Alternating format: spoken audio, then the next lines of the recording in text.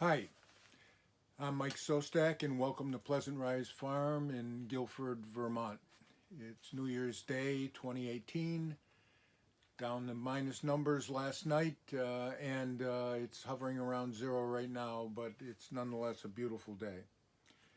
My purpose today is to tell you about my experiences primarily using the Genie Cafe roaster, which I'll explain my setup in a minute here.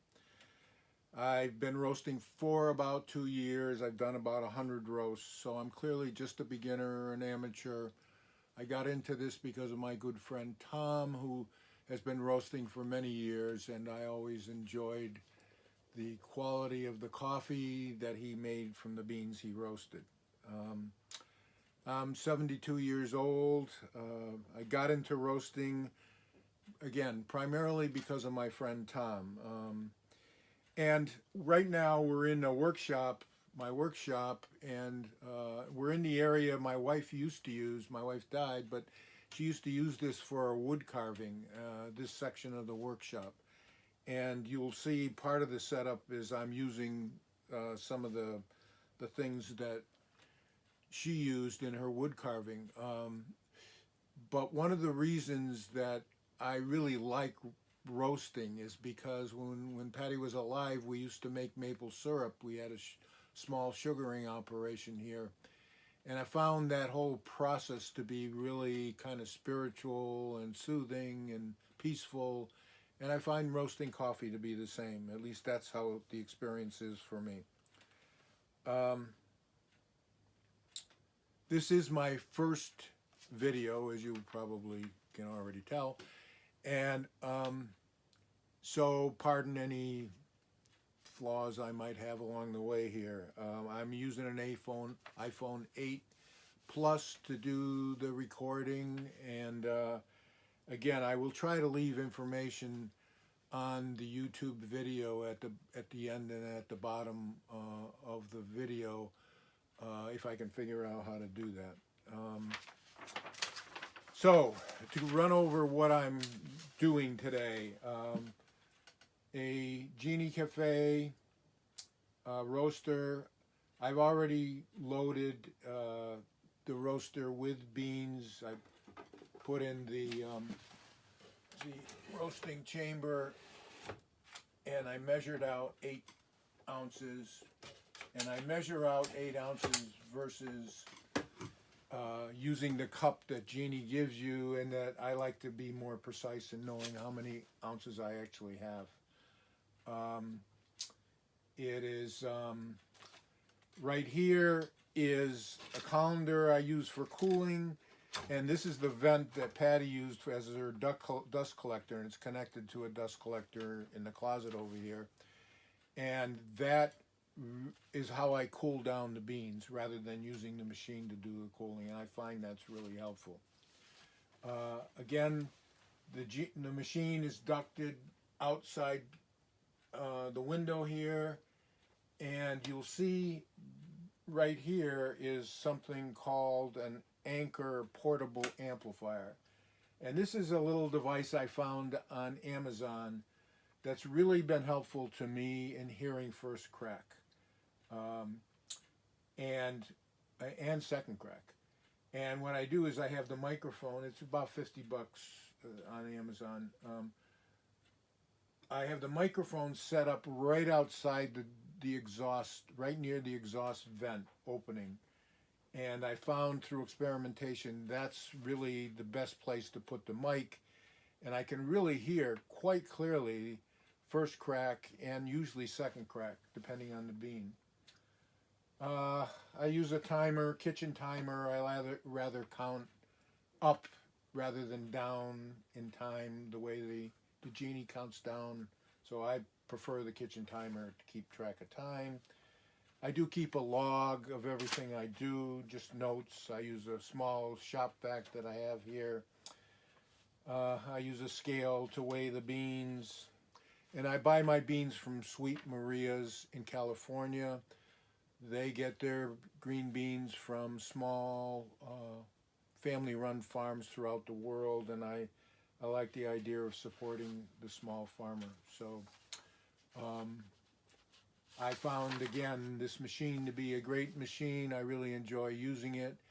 I think I mentioned that I did have a Bean Morse 1600 plus in the beginning, and although that's a great machine, I think I prefer this one just because I can see the beans better and see what's happening. So, without further ado, I'm going to get the roasting started. Turn on the machine. I set it to the maximum heat setting of 482. I just set the timer, even though I'm not going to go that long, at 20 minutes. And then I just start my roast. So I am going to come back to this video. I'm not going to have you sit here for the next 14 minutes or so while these beans are roasting, but I will come back when we're closer to being done, and hopefully you'll be able to hear first crack and see what else I do.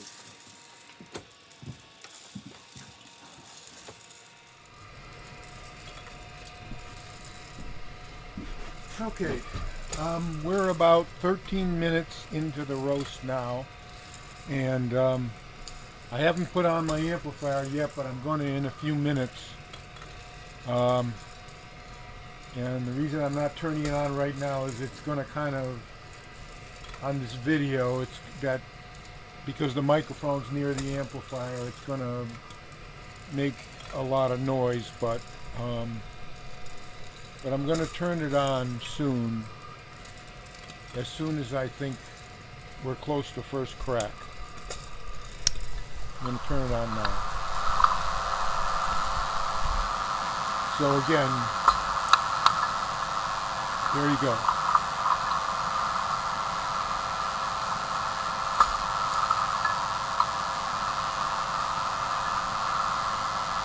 I'd say we're hearing, there goes first crack right now.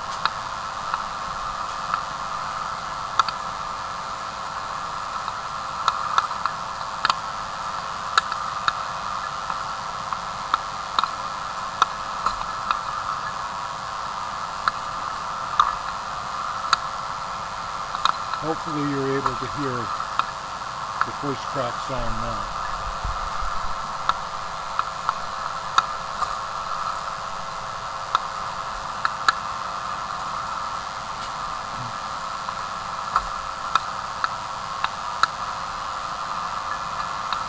I'm going to put on my heat protective gloves because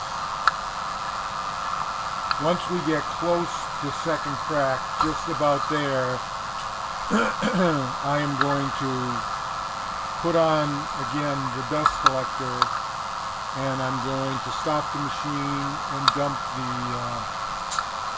the beans into the colander to cool them down here. And that chamber, the roasting chamber, is pretty hot, and that's why I put the gloves on.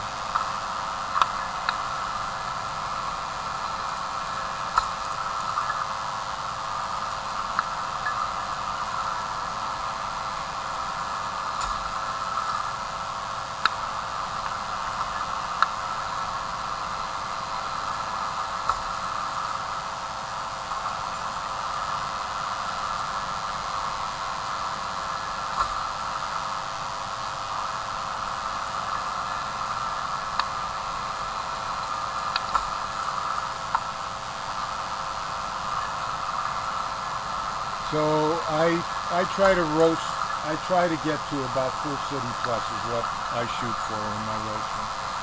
That's what I find I like the best, and friends and family who I give roasted beans to seem to like that the best. So that's what I do.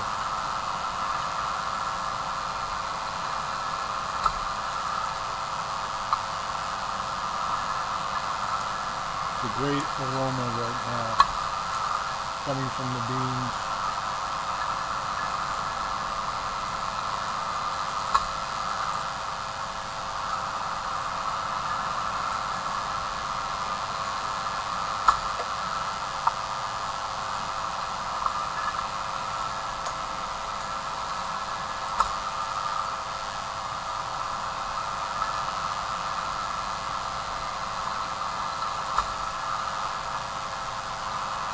I usually wait between first crack and I usually go about 3 minutes depending on the bean.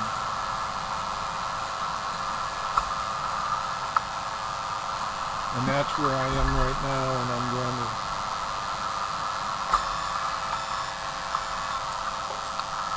stop the beans right now. I'm putting on the dust collector.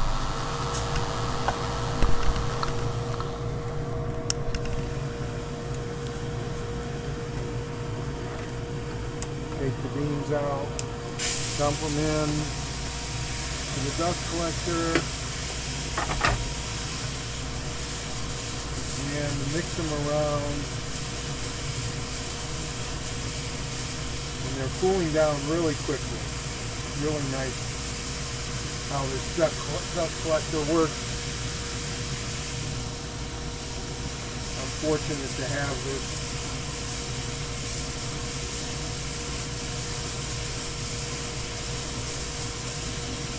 So I keep mixing them around until they seem cool to the touch. And for me, this looks like I'm about full city plus, I think, anyway. Again, not an expert by any means.